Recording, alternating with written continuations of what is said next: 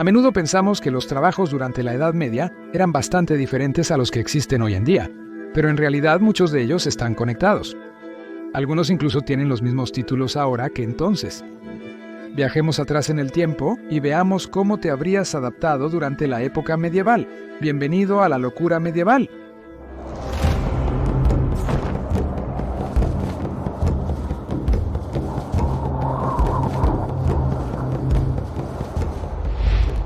Carpintero. Durante la Edad Media, los carpinteros eran trabajadores de élite altamente capacitados que utilizaban uno de los materiales de construcción más antiguos. Cuando las ciudades se estabilizaron y crecieron en el siglo X, se fundaron gremios de carpintería, iniciando una época dorada para los carpinteros gracias a la capacitación especializada que recibieron. Los maestros carpinteros a menudo eran contratados por la realeza, los nobles y la iglesia, ya que se requerían piezas de carpintería exactas en castillos, fincas y catedrales.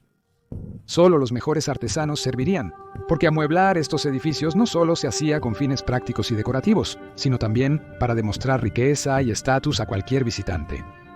Los gremios decidieron las reglas a seguir por todos los miembros para fomentar la competencia justa. Quienes violaran las reglas serían multados, pero cualquier miembro enfermo sería apoyado económicamente. Los gremios también apoyaban a cualquier viuda y huérfanos de asociados que estuvieran en dificultades económicas, y a menudo pagaban por la construcción de iglesias o escuelas dentro de sus pueblos.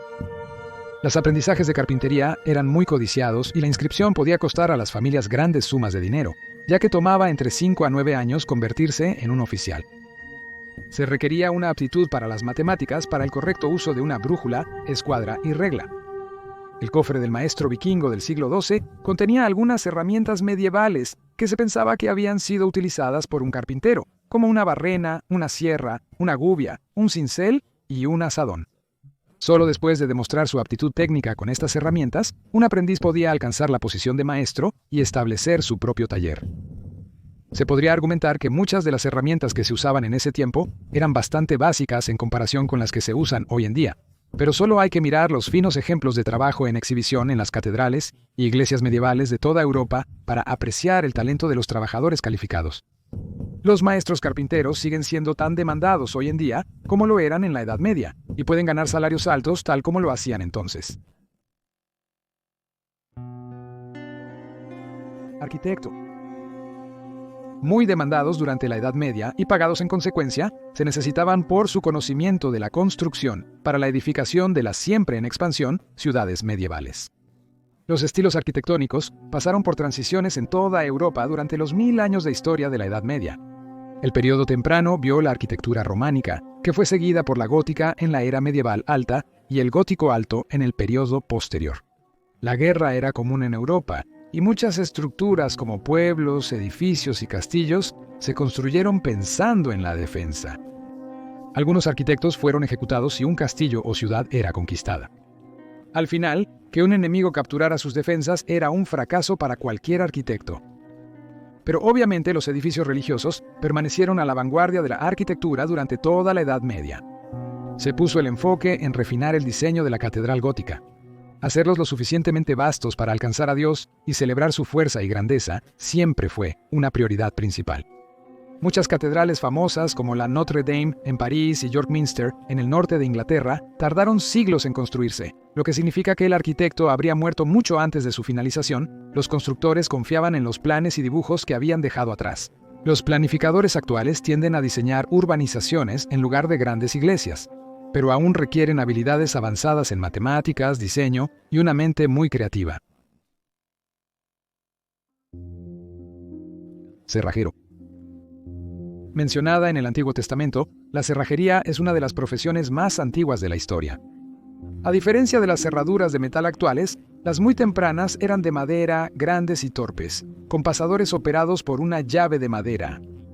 En la temprana Edad Media, se usaban cerraduras de cerrojo de hierro simples en Europa y Asia, pero cambiaron en funcionalidad y apariencia durante el periodo medieval, surgiendo diseños más ornamentados de metalúrgicos superiores.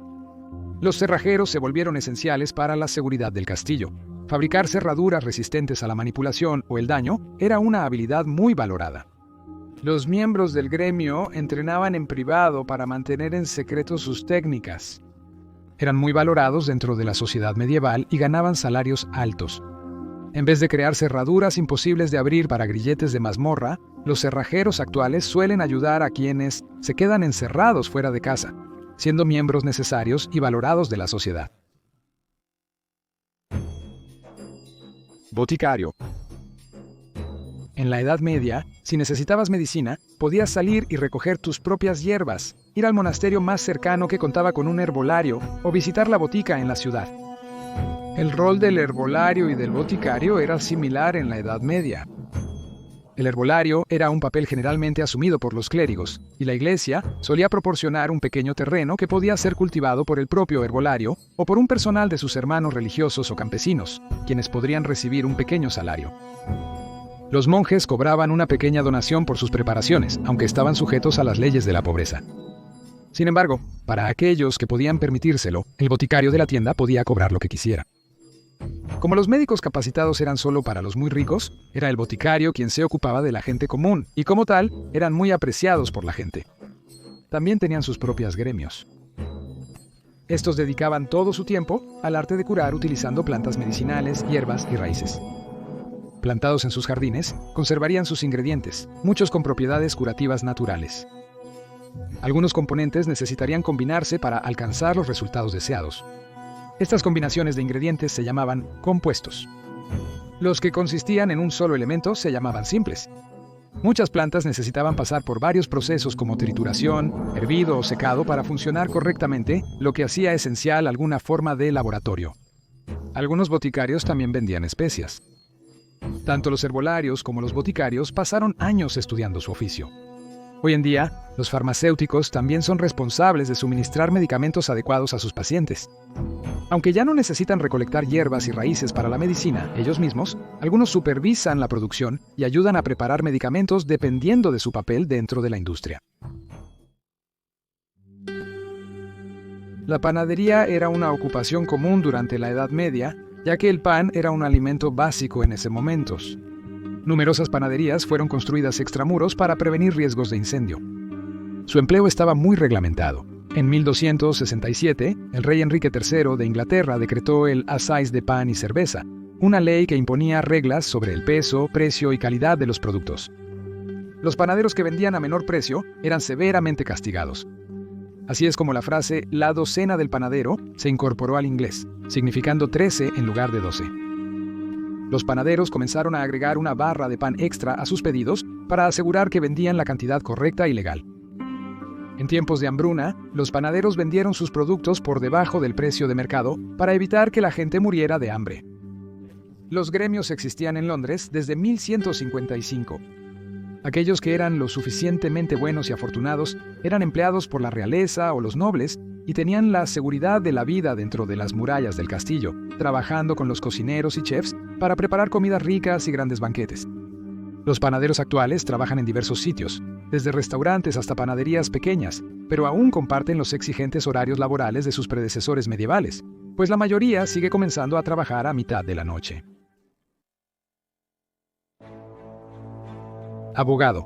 A medida que avanzaba la Edad Media, las leyes se volvían más importantes y más claramente definidas. Antes del siglo XIII, los sacerdotes interpretarían estas leyes en la ciudad de Londres. Pero en 1234, el rey Enrique III dictaminó que esto ya no era legal dentro de la ciudad. En la última Edad Media, se estableció un grupo de abogados con educación especializada.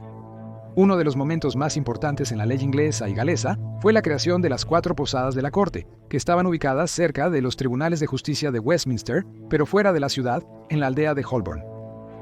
En los años 1450, un abogado era un aprendiz de derecho, y había aproximadamente 1000 de estos aprendices dentro de las 4 posadas. Hoy los llamaríamos consejeros junior. Los consejeros senior, conocidos como cirujanos de derecho, eran probablemente menos de un puñado en las posadas. La jornada laboral del aprendiz comenzaría antes del amanecer, ya que los tribunales en el Salón de Westminster empezaban a las 8 de la mañana y solo duraban 3 horas.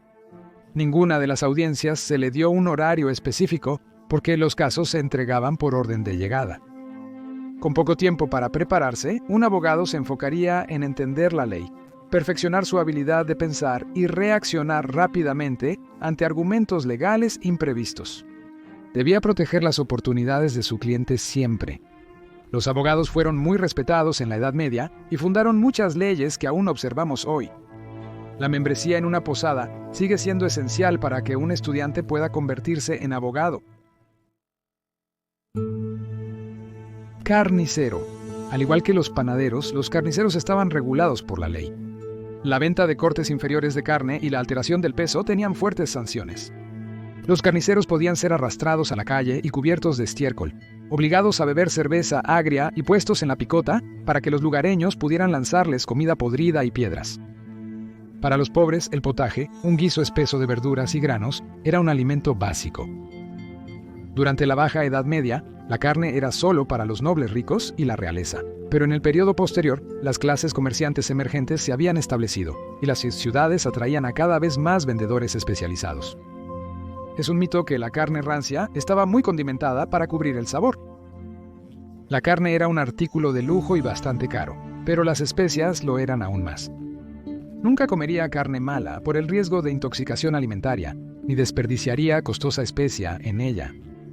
El mercado de Smithfields en Londres, que también fue el lugar de la ejecución del héroe escocés William Wallace, se convirtió en el mercado de ganado más famoso de Inglaterra. En el norte, en York, los Shambles era una calle de carnicerías, conocida en el siglo XV como los grandes despojos de carne. Cada tienda tenía una amplia base de ventana para exhibir la carne, ganchos para colgar las carcasas y un matadero en la parte trasera de la tienda. Los edificios sobresalían para proteger la carne de la luz solar directa, y un canal en el centro de la calle permitía a los carniceros deshacerse de la sangre y los despojos. Los carniceros se volvieron respetados en su gremio gracias a su conocimiento de la anatomía. Pero irónicamente, muchos también eran vistos como un poco sospechosos. Considerando las condiciones insalubres en la mayoría de las ciudades y pueblos medievales, no es sorprendente. Debemos agradecer las leyes actuales de seguridad alimentaria e higiene. Gracias por ver este episodio de Locura Medieval. Espero que hayas aprendido algo. Suscríbete si quieres ver más videos semanales. Saludos.